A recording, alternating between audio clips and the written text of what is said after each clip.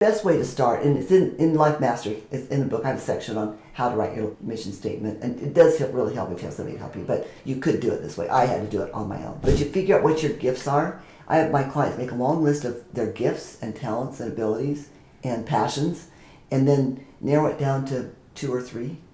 But I like them to ask some other people, their parents, people that really love them and they know they can trust, or a friend, what do you see as my gifts? Because sometimes, like for me, weirdly enough, when I started, I was in my 30s when I wrote my mission statement, and like really close period of time, 3 people said, I love your personal power. I mean, who says personal power? I was very, very pregnant. I felt big as a house. We were driving this old station, and we were still in our poor days, and I thought, I've got personal power.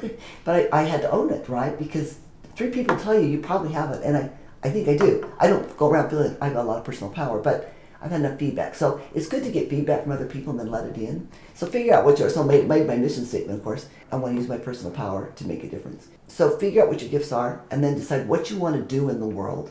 If I could, one way to think of it is maybe if I could have a billboard up that would affect people's lives, what would it say? Or if I could reach into the heart of every human being and touch it in some way, how would I do that?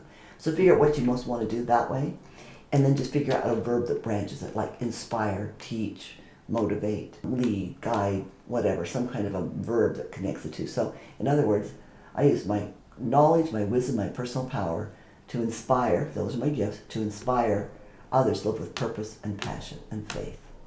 And that's why I did the Lunch and Learn workshops. That's why I wrote Life Mastery. And that's why, this is like the first time I said this publicly, that's why I'm writing another book.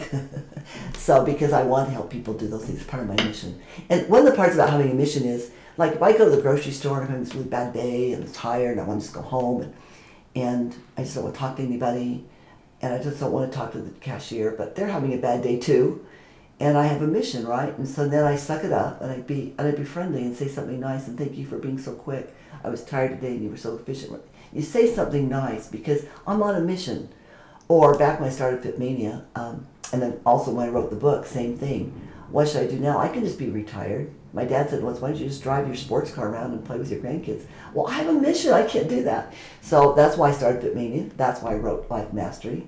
That's why I continue to do the Lunch and Learn workshops and the other Think Big workshops, is because I have a mission statement and I have to live it. People ask me sometimes if they change and they don't really.